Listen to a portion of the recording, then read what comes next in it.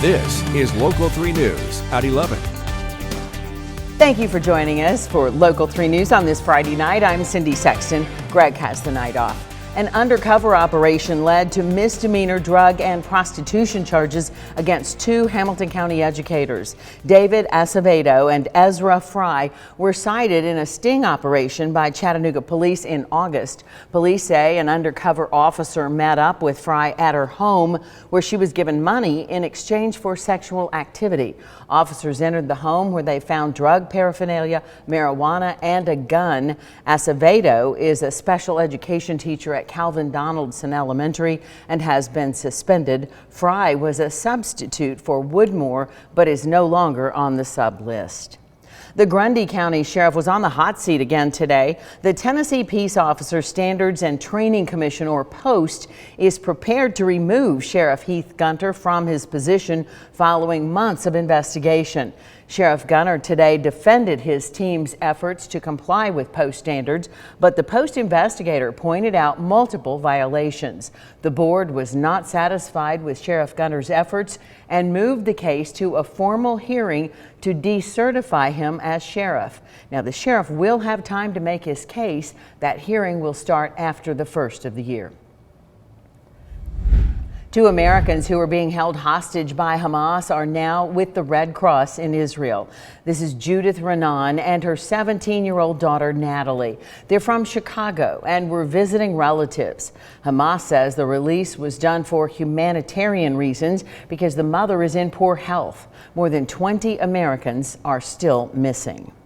At the Capitol, Republicans have moved on from the idea of Jim Jordan as their nominee for House Speaker. It'll be back to square one on Monday. A small group of Republicans, called the Crazy Eight by Kevin McCarthy, engineered his ouster, and the House has been stuck in neutral for 17 days with no ability to govern since that time.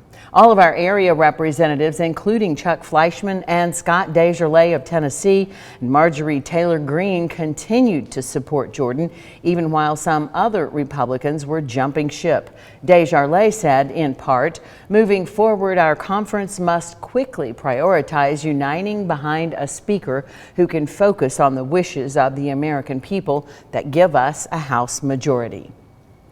Well, Facebook and Marketplace and other online sales sites will be even more popular as the holidays get closer. One drawback, though, is the risk of meeting a stranger for the transaction. The Signal Mountain Police Department wants everyone to know about their safe exchange zone. It's the Police and Fire Building on Ridgeway Avenue. Local 3's Jeremiah Beatty explains. People have been mugged, shot, and even killed selling their stuff for cash. Where it's monitored 24/7, we have all of our cameras up, and we usually have officers in and out all day and night.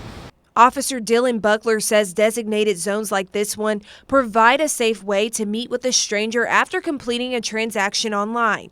Buckler says it's a better option than meeting a stranger at your home or even in a parking lot. He says the surveillance these zones provide might be enough to prevent something from happening. If someone does not want to exchange goods here, it could mean they have ulterior motives.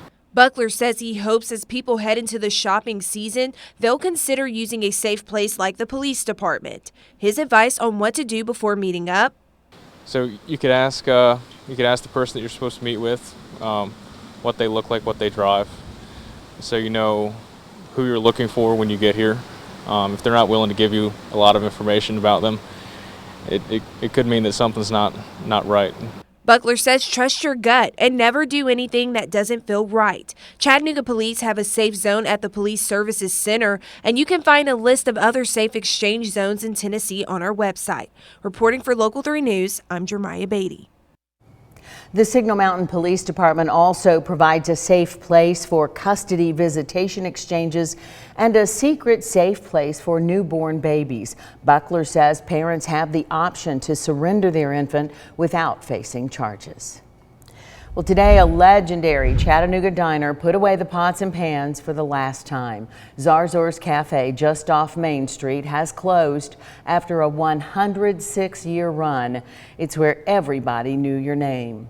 It stayed in the family for many generations, and the final owner, Joe Dixie Fuller, plans to do a little traveling now. Eventually, new owners plan to remodel using the name Zarzor's Bar and Grill with a new menu and new hours. Thanks to the staff and the customers at Zarzor's, it's gone but fondly remembered. And we understand some of the employees there now may be launching a restaurant on their own. We'll keep you posted on that too. Hey, there will be increased traffic because of concrete repairs on I-24 this weekend. Here's what to expect. Beginning tonight at 9, I-24 East, well, it's already begun, I-24 East near the US 27 split is reduced to one lane. In addition, the US 27 South ramp to 24 East will be closed. Traffic will detour via the Broad Street exit and continue to Market Street. Signage will be posted directing drivers around this closing. Traffic on I-24 West will not be impacted by the work. That work will continue through Monday morning at 6. And coming up, Cedric Haynes has a look at your forecast. You taking notes on those traffic? Oh, definitely, Cindy. You got to keep a close eye on it. It changes every day. And so does the weather. Temperatures cooling down for now. I'll let you know how long we stay on the cool side. It's coming up next.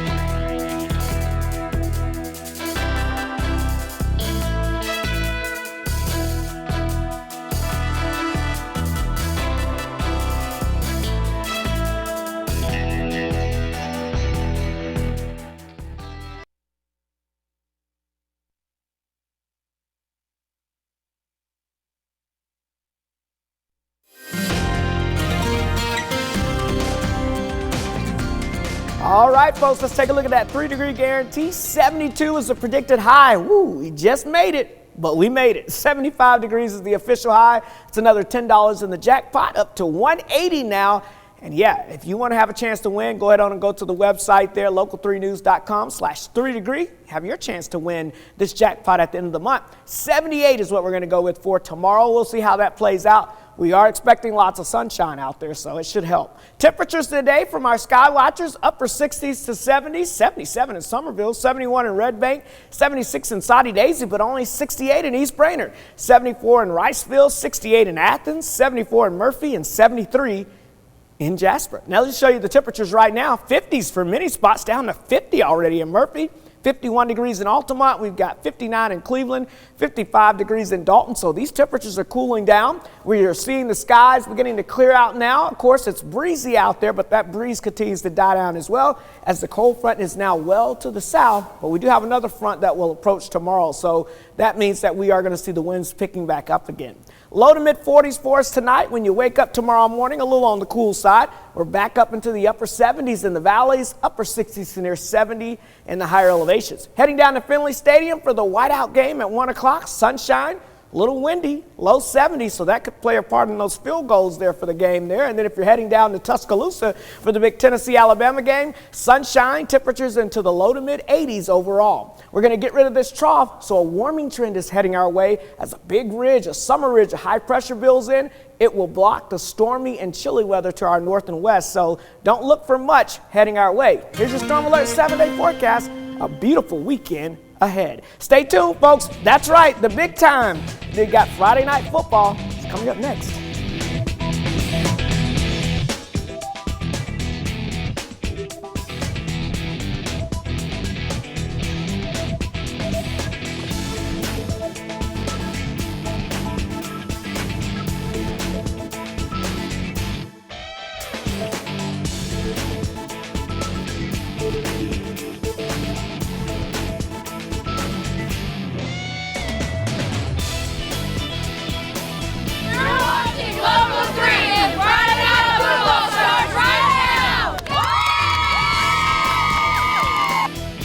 Local 3 Sports. This is Friday Night Football. It's time for the Friday night. It's time.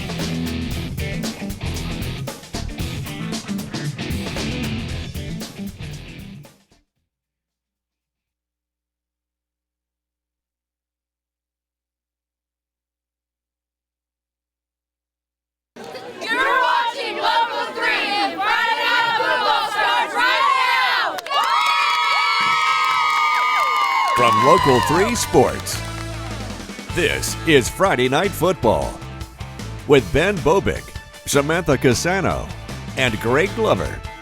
Friday Night Football is brought to you by Food City. Nobody does food like Food City. And Sonic. Sonic. And now, Friday Night Football. Welcome into your favorite TV show. October 20th, 2023 may go down as the greatest episode in Friday Night Football history.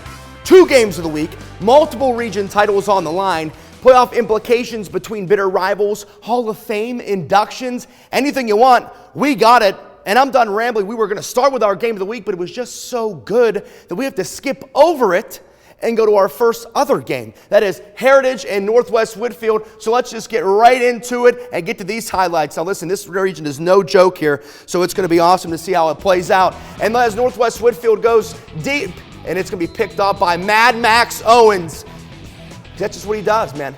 But it's Isaiah Foster who slips down, goes, and it's the Generals defense who gets another big fumble there as they keep it going on defense, man. The Heritage Generals kicking absolute butt today. And special teams, a big one as well. Pops it up. That's going the other way. Heritage ball. And here we go some more. Now, when you're on the doorstep, you might as well score, right? Braden Slaughter, football guy, carries it in for the score. Turnovers and critical plays, the difference. Heritage gets a monster region win at home, 28-21 over Northwest Whitfield. Now we head up to Decatur. Nothing better. on a Friday night in Meigs County when the Tigers take Jewel Field. Brainerd in town. The Panthers playing some good ball as of late. Ethan Meadows for the home team doing what he does best. And well, that's just scoring tutters. Meigs County on top 7-0. Tigers deep in Panthers territory again. And Meadows gives it to Bryson Hefner. He plows his way in for the score as Meigs County extends their lead to 2 scores. The Tiger, well, I think he's lovely. He might be flirting with some girls over there. But like we said, Brainerd playing some good ball as of late. Anthony Bird to Willie Graves. Big Willie style won't be denied. 6 getting jiggy with it up in Decatur. Meigs County, though, having quite the season. They stay unbeaten with a win over Brainerd up at Bean Stadium in South Pittsburgh, hosting Sale Creek in action. A lot of flags in this one. Pirates making it look easy early. Jamarian Ferrier continuing his great 2023 season with a touchdown. Blocked punt. City tonight on the show. Logan Hargis gets to this ball. It's going backwards. Tone Gibbs falls on it. South Pitt is in business. Keep that cannon hot, baby. This time it's going to be Cam Wellington. Agent 0 to make it 16-0 Pirates. Like we said, keep that cannon hot, baby. Wellington again on the score. The stairway to 7 for South Pittsburgh. Looking like a walk in the park at the moment. Pirates win big, 44-0. To set up a region title game on Thursday at home. Let's kick to the scoreboards. For the first time tonight, Baylor shuts out MBA. Nice bounce back win for the Red Raiders. Bledsoe County over Gordonsville.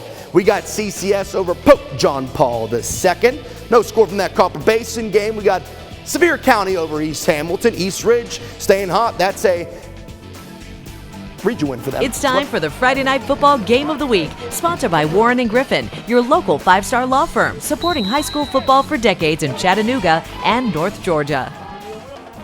It's a game head coach of Bradley Central, Damon Floyd, says you're going to hear about it for the rest of the year, win or lose. And this one goes by fast. And the next one, well, it's coming faster. Bradley Central in Cleveland, enough said. Sports reporter Samantha Casano joins us live from Benny Monroe Stadium. She was in the middle of all the action tonight. All right, Samantha, the people want to know how to shake out.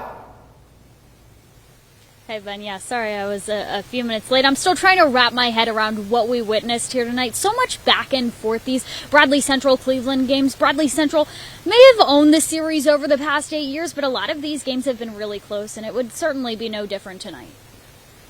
Cleveland looking to spoil Bradley Central's undefeated season. Blue Raiders' second drive of the game is a lengthy one. It ends with Micah Jordan powering past defenders, racing into the end zone. Cleveland goes up 7-0. The Bears answer right back on their ensuing drive. Off the snap, Caleb Martin has it. Decides he's just going to do it himself. A 34-yard run. 2-point conversion is good. Bradley Central leads by 1 after 1. The Bears extend that lead in the second quarter. Martin connects with Max Wilson. Give this kid 6. The Bears lead 15-7, and that's your score at halftime. The Blue Raiders with some juice to open up the third quarter. Jordan throws to Sam Sarden, who makes the impressive one-hand grab. That cuts Cleveland's deficit to 2 points.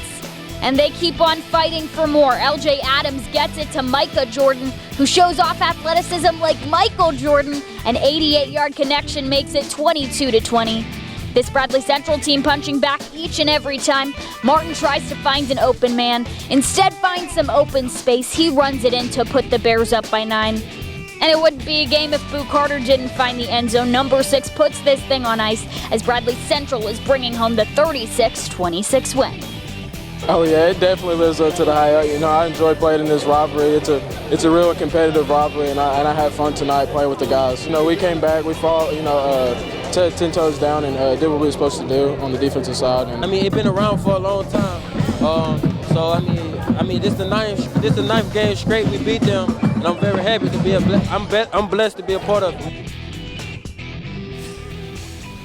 Boo Carter, a very popular guy after tonight. He was signing autographs, taking pictures with kids. Bradley Central is 9-0 on this season. They also win their 9th straight over Cleveland for now.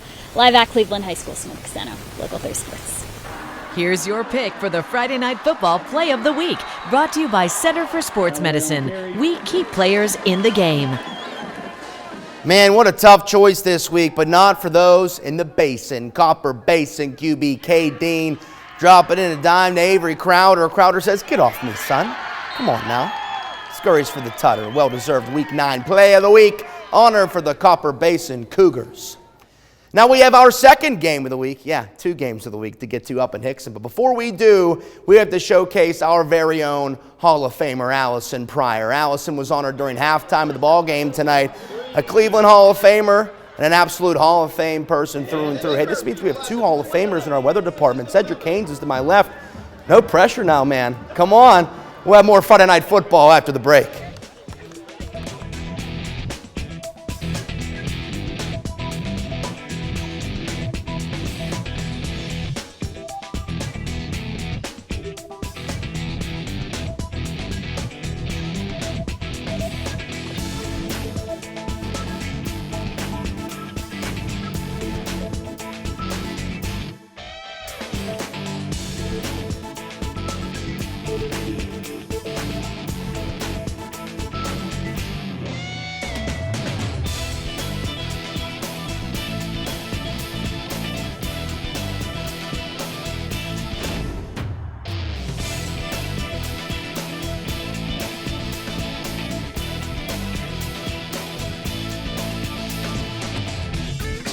Cheer on with the Friday Night Football Cheerleaders of the Week.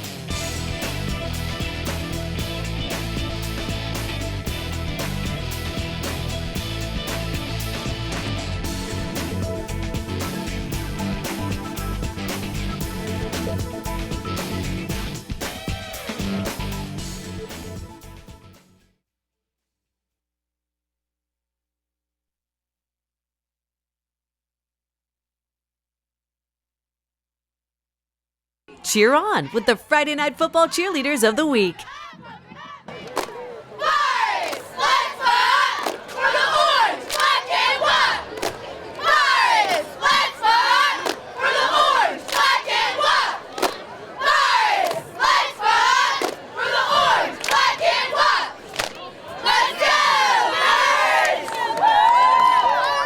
Nothing like Bean Stadium on a Friday night, man. Now our second game of the week takes us to Hickson, Tennessee, where the Wildcats, riding a 6-game win streak, try to take down a neighborhood rival Red Bank and win the region. The Lions have owned the series since 2014, the same year Hickson last won a region title. The story writes itself. Just have to play the game now.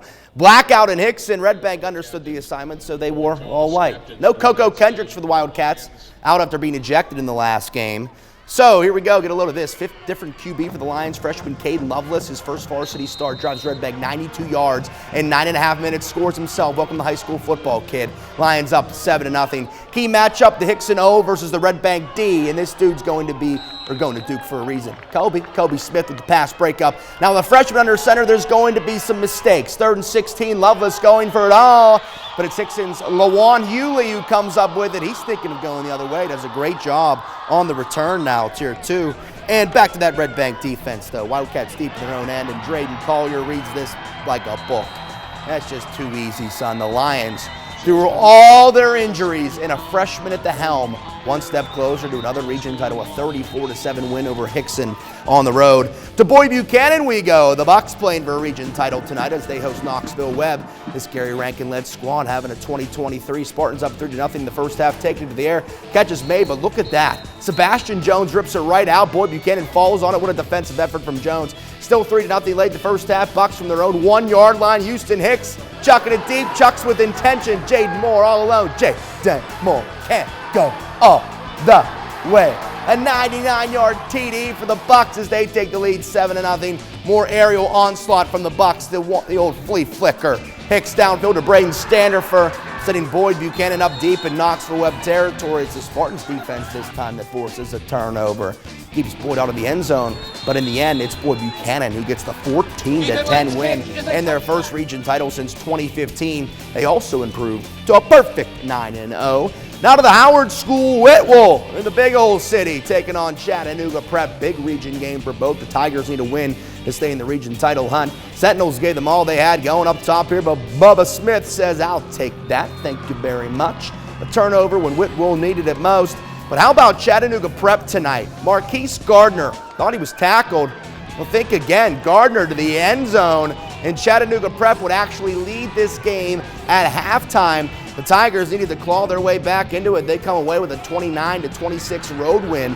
Wasn't easy, but a win is a win this time of the year. Let's get some more scoreboards here now. Squatch County shuts out Grundy County. Marion County staying undefeated on the road in region play. McCauley, tough one up there in Knoxville. McMinn Central winners last night. Powell takes down McMinn County in a great non-region game for both. CAK over Notre Dame. And we have Coffee County shutting out Ottawa. Polk County by 1 over Sweetwater last night. Ray Tyner over Ray County. That's a big win for the Rams. They're playing better ball late in the year, man. Loudon over Signal in region play. Silverdale over Knoxville Grace in region play. William Blunt over Saudi Daisy up there at Robbie T. Walker Valley over Buer Academy. Christian Heritage winners at home. And it's Dade County over Chattooga, 42-7. How about Bremen over Koala Creek? Rockmart over Gordon Central. Adairsville over Gordon Lee. That game was played last night. And we have last night's game as well. Lafette over LFO. Fannin County 42-14 over Murray County. And North Murray scores late to beat Model. Big win for the Nears. Squatchy County. Oh, we just showed you those ones already, so get a little twofer there. So how about it? Catch all of the fun on Fan Cam, sponsored by Arby's. We have the meats. Bradley Central and Cleveland fans bring it every single game, no matter the sport. But football against each other, that's just a different beast. Local 3's Abigail Martin shows us in this week's Fan Cam.